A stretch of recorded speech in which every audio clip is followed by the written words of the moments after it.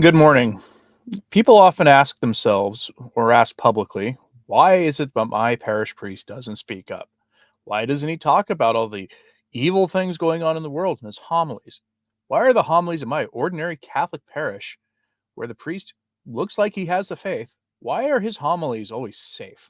Why do they never talk about sin, the consequences of sin, how rotten the culture has gotten? Why doesn't he take a stand? Why doesn't my bishop take a stand? Why? Why? And sometimes the answer is obvious when it comes to your bishop. The example of Bishop Joseph Strickland, or the bishop from Puerto Rico, or any number actually of the any really there were like 25, 30 examples in the last 10 years of bishops who took a Catholic position on something or multiple topics ended up being forced into early retirement by Francis, despite there being a shortage of men willing to be bishops. He still removed them from the episcopate because they weren't pastoral enough. They weren't willing to accompany people instead of their propensity for saying Catholic sounding things. That explains the bishops. But why your priests? Aside from there being a fair number of rotten men in the episcopate who will 100% agree with the world on a whole bunch of issues like that James Martin issue or other issues. But why won't they? So we're going to go over a story that has just broken, but has been simmering in the background for the last 6 weeks. I know because for the last 6 weeks, I've been getting the occasional message from a viewer who would give me updates on the situation as it was brewing. You have the case of a priest who objected to, we'll say, certain kinds of material being read to the youngest Catholics. We're talking people who are so young they have not actually received confirmation yet, or even first communion. Okay, this is a subject you have to be a little bit careful with. It comes to mind the people who look like they were in Halloween costumes in the secular reading system, and they would always read to the most vulnerable. You know that story. That story that's almost become passe. No one talks about it anymore, really, except when some particularly egregious case of it happens because it's so common. Something like that, except without the Halloween costume, happened in Michigan. And the priest took a stand and he riled up the local community. This is not a community, by the way, known outside as being one of the hotbeds of the ideology of the flesh. We're not talking Portland, where I'm from originally, or Boston, or Chicago, or San Francisco, or Los Angeles. You're not talking places like that. This is a relatively small community that this happened in. And the community quite literally took to the streets to make their voice heard and to force this priest to resign. We're going to go over this story now. So I suggest you keep this priest in your prayers and pray for all of those we're going to talk about today, including the people who are trying to bring the church down in this, because that's essentially what they're doing. They object fundamentally to a Catholic priest saying Catholic things and taking a Catholic stand against an evil that we've almost become so used to that we're numb to it. Don't allow yourself to become numb to these things. Phlebitis, you don't know how close to the truth you are with that. Preachers preaching against sin, why it's just no longer fashionable. It makes people uncomfortable. You're going to see how very correct you are about this. Pardon me, you got issues this morning, but there are consequences of speaking up, says Small Rails, and that is exactly what happened here. So we're going to go back in time to, most of this comes from a secular outlet that's reporting on this. And give me a second here. This is way worse than I thought it was going to be. All right. So our article is from the Morning Sun. This is the local newspaper up in that community where all this went down. This was written in the aftermath of the story where people were reading things that they shouldn't have been reading to people who should not have heard them. So their headline is Father Held's Letter to St. Joseph the Worker Parish.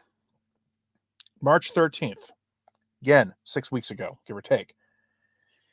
Dear school parents and all parishioners of St. Joseph the Worker, recently a guest who does not represent the values of our Catholic faith read to our pre. To my knowledge, the book and any related conversation was appropriate for our students. A St. Joseph teacher was present in the room at all times. I was unaware that the guest had been invited. As your pastor, I will see to it that a new vetting policy is put in place in order to minimize anything of the sort from happening again in the future. Thank you for your fidelity to the faith. Signed, Father Tom Held, pastor of St. Joseph the Worker Church. And we'll just leave that part up there so you can see the crux of it. The author was a member of the James Martin crowd, we'll see. In the broader world, a lot of people say even if the book was fine, what's the big deal? Well, it used to be that Catholics, we wouldn't want anybody who didn't live our values teaching anything to anybody in the church. That used to be how it was. You still see Catholic schools getting in trouble for this. You will find they will have an instructor who comes in who gets hired. They sign the profession saying that they will live according to the values professed and taught by the Catholic Church. They sign it without intending to agree to it, and then it comes out that they don't live those values at all, and then they get terminated. Imagine, for instance, let's take the James Martin stuff out of this for a second. Imagine you had a teacher there who was discovered to had a side gig, we'll say, and that side gig was putting impure images and videos up online for money. That would make big headlines, and that teacher would be removed. That's what would happen, right? Same here with this issue. This has happened multiple times across the country, and often it ends up in the courts, and sometimes the courts side with the church, sometimes they don't. Depends where you are. But that letter there was sort of the beginning of the problem here. So let me just double check here because some of my things got out of order, which is unfortunate. All right, so you're going to have this story here. What ended up happening was 4 days later, word got out about this, and this is what ended up happening. Not that one. See, this is what happens. If I told you how many tabs I'd open, you would think there was a problem. I'll just say. But what ended up happening is word got out to the community, and this happened. So on the 17th of March, Feast of St. Patrick, the Morning Sun, the same outlet, reports this. And so you have people outside protesting outside of a Catholic church, trying to get him to resign. They are bringing their power and the power of the world against a Catholic church. The subtitle, the headline is not that important because the picture tells you everything. But the picture under the picture says that community members and former St. Joseph the Worker parishioners, they chant a typical secular chant here that I won't say on this platform, following last week's controversy over local author Dominic Thrasher reading to preschool children. So there you go. They wanted his resignation. So here's the story from the local secular outlet. They're the same outlet that's published the priest letter 4 days earlier. It's almost as if they were helping. This was a church issue that should have stayed inside the church, but for whatever reason, the local secular newspaper decided to chime in. As the bells of St. Joseph the Worker in Beale City chimed before 10:30 a.m. Mass on Sunday, they were drowned out by certain secular chants here. I'll make it so you can see that a little bit better. A crowd of supporters of the James Martin crowd and their claims, who are concerned about the direction the parish has taken since Father Tom Held became its priest, marched to St. Joseph to spread the word of love and inclusion. Okay, so note here. They were concerned about the direction the parish has taken since this priest became its pastor. You're going to see here that all he has is a mainstream Catholic view of things, at least what should be. Now, we know from the Pew Research data that the typical Catholic at your ordinary form parish does not agree with the church's teaching on James Martin stuff, on being fruitful and multiplying, on who can and can't receive Holy Communion, and the limits of holy ordination, on the limits of holy orders. That's the tip of the iceberg. But yet this priest has actual Catholic attitudes about things. So they were concerned about the direction the parish has taken since Father Tom Held became its priest. To the point where they picked up signs during Mass, instead of being at Mass and worshiping God, they sent their message that way. The priest made a critical error here. He apologized for that letter. Held's apology last week for local author, well, okay, my bad, misread that. Held's apology last week for local author Dominic Thrasher's visit to read his book, The Adventures of Cece and the Sheriff, came as the last straw for some parishioners, while the others left the church much earlier. So again, here's your priest. If he's left earlier, that means this is a priest who reined things in at his local, typical, ordinary form parish, doing things like probably preaching the gospel, the authentic gospel, and talking about the consequences of sin at least once in a while. I've told the story before, and I'll tell it again. One of the last times I went to an ordinary form Mass, there was a priest, otherwise a good priest. He did the first part of the liturgy of the word. He did all those things. And then when it came time to go up to give his homily, he stood there as if he was collecting himself first, as if he was visibly nervous about giving his homily. Then he gave his homily. It was one of the ones that didn't start with some sort of self-deprecating dad joke or anything. Gave a homily on the 4 last things. It had been a very long time since I'd seen that at any ordinary form Catholic parish. After Mass, I thanked him for that because we need to actually hear those things. But it was almost as if he was afraid of what the consequences would be because he told the basic truth about sin and its consequences. Thankfully, his parish community was at least theologically somewhat conservative, so they didn't object. That priest stayed there for a while longer before the natural reassignment cycles happened at that parish, and he was moved somewhere else as a normal course of things. He'd been there for 10 years or something when they finally reassigned him. We'll continue. Before the group gathered in the public right-of-way in front of the church on North Wind Road to urge Held to resign, some former parishioners spoke of why they left the parish as supporters of Thrasher in a more inclusive Catholic church amassed in the Beale City High School parking lot. Other community members spoke out as well. And then here you're going to get the typical stuff. Let me give you this one. This one person said that this one person here told the crowd that he began attending both Catholic and Methodist churches after he and his wife married so both could keep their faith they held throughout their lives. Here's your first mistake. The church has always said marrying outside the Catholic faith is a really bad idea. And so the priest was asked by this person, the nominal Catholic, about this. He said that Held told him attending a Methodist church was a sin and that he would not go to heaven. That is what the church would have said to him since the Protestant Revolution. That's what the church would have said. 500 years of continuous teaching. During a later private meeting with Held, according to Lynch, the priest walked it back, saying practicing Catholicism to be a more direct route to heaven. And there's your post-conciliar answer. See where the differences are. The man said he and his wife are proud parents of a member of the James Martin crowd, and the priest was hiding behind archaic Old Testament practices and suggested Held not hold a position in which he has to communicate with the church has to get with the times, folks. In fact, you see this. You got a restaurant owner here saying that the church needs to get with the times. You have a whole lot of this. And then, of course, everyone at the secular world's favorite Bible quote that they always take out of context. They always do this. And they talk about how it's a stain on the community. Pointing at the church, Schaefer said, "This is a building." Waving his hands into the crowd, "This is a community." What I have heard through the grapevine, because I've been in communication with someone who actually goes to that parish, that while this stuff began, you had the inside attendance at Mass was packed, standing room only, and that there were men of the parish who were prepared to actually stand between the priest and those outside if need be.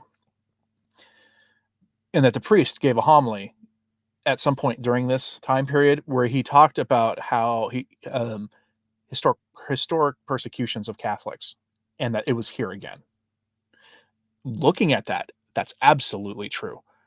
Unfortunately, that's not the end of the story. So we go here 1 week later. They're now, those outside were telling people that it was time to contact the diocese. March 25th.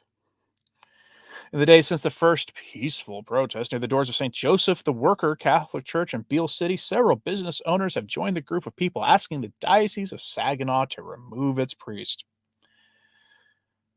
And then it gives you a lot of, the talking points from the same people. In addition to urging former parishioners and others to share their accounts of what they describe as Held's troubling behavior, organizers of the protest are asking those who had issues with the priest to write to the Diocese of Saginaw's review board to report their concerns. Again, you wonder why your typical parish priest doesn't give the homilies they need to. You've asked him privately, and he says, I agree with you 100% on whatever social issue you ask him about. But then he can't. So he gives those boring homilies. It's fine. Homilies don't need to be exciting. They need to instruct you about the faith.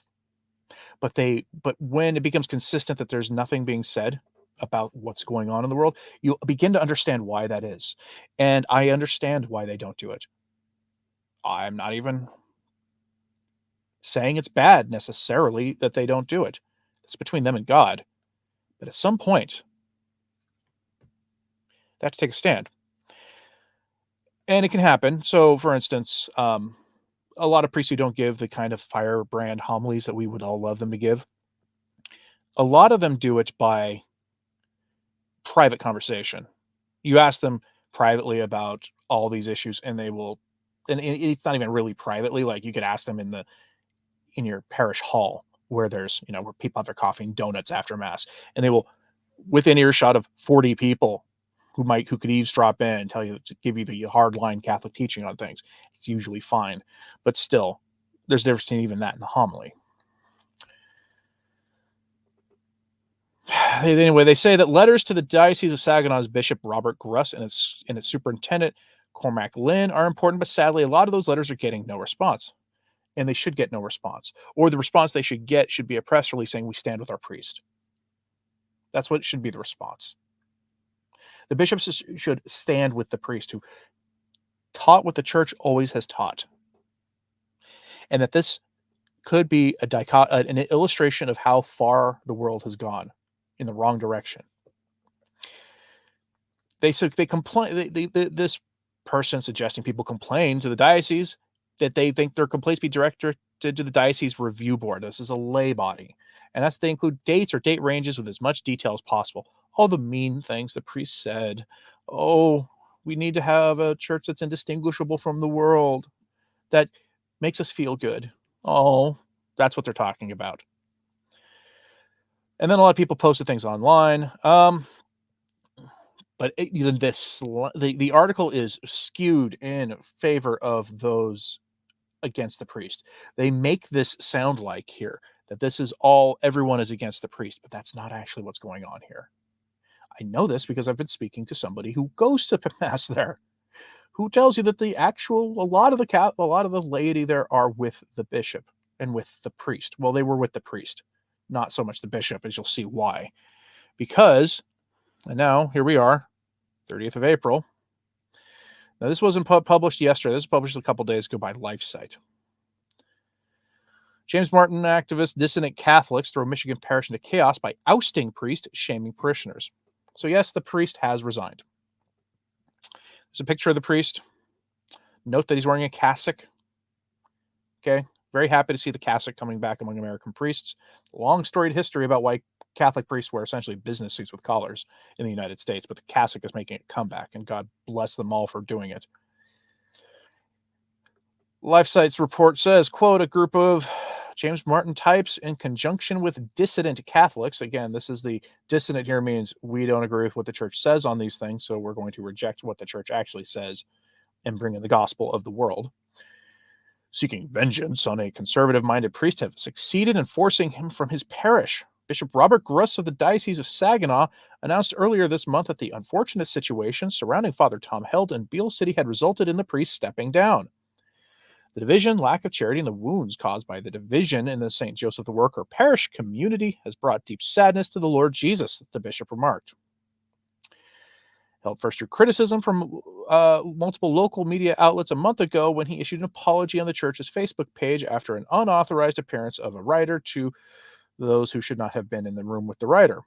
Thrasher, a known 44-year-old James Martin type in a parody of Matrimony, an author from the area, was invited to the school by a teacher who a source says is not Catholic. Aha.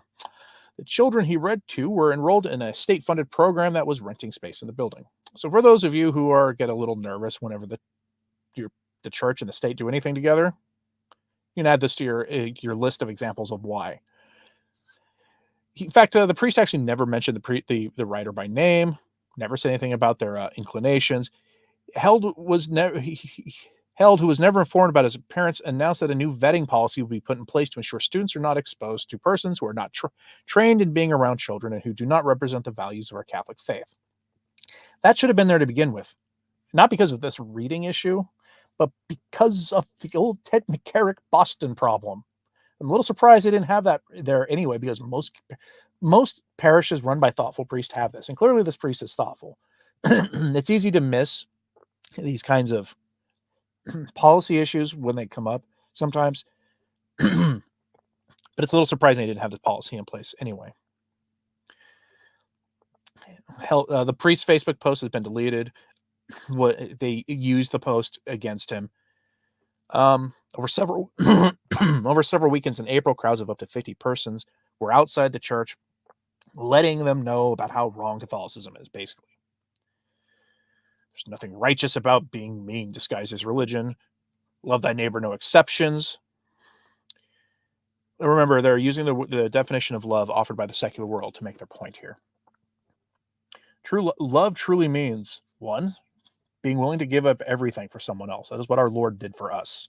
And two, it means telling someone the truth about what they're doing and the path they're on and the consequences of what path they will be on if they don't change. That priest showed love for the parish and for the community when he took the stands that he did. That caused people to be quite upset with him. And now he has no job. Will he be given a job in the chancery? Will he be quietly shipped away to a diocese with a more friendly bishop who will place him somewhere in some anonymous rural parish somewhere where he can likely say things again? Remember, this isn't an urban parish. This was a rural parish. I don't know what would happen if he were at the Ordinary Reformed Parish that's 2 minutes from my house. I don't know. Because I've seen some weird emails from there too. Although they now have a different priest, so I don't know if the thing said there would fly under this new one. But one has to wonder what would happen and what's going to happen. Will he be without a job? I haven't been able to get those details about what his fate has been, because he told the truth about the sins the world has predictably fully embraced, and then the logical extension of those sins. So much for saving souls, says Sonny. That is absolutely correct.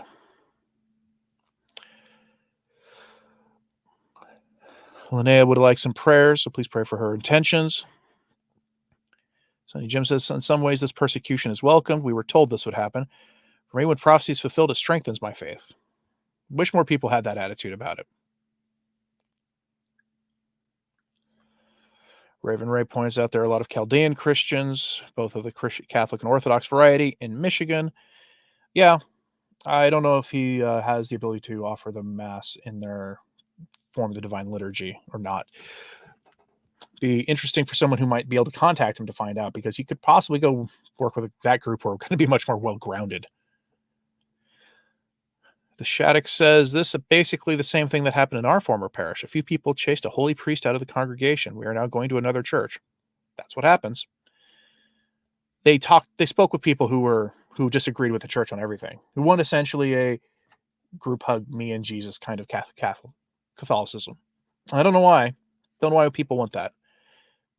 even a surface level reading of what the church taught until 1960 tells you that that the attitude of the self-professed former Catholics out there, or Catholics who are more broad-minded, we'll say, they that nothing that they advocate for would have been recognized as historic Catholicism historically.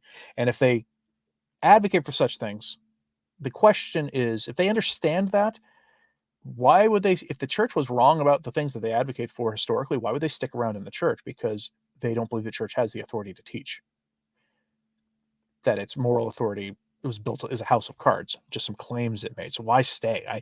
I don't understand. If you believe the church has always been wrong on a couple of rather critical things, you don't believe the church's claims that it is the guardian of the truth of Jesus Christ. You don't believe it. Because if you did believe it, you would conform your heart and your soul and your mind to what the church teaches.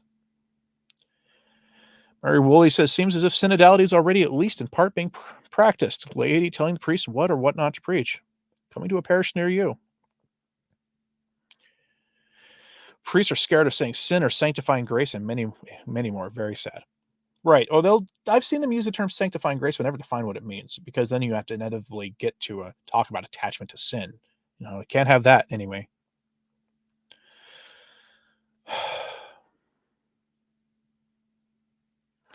All right, folks. Final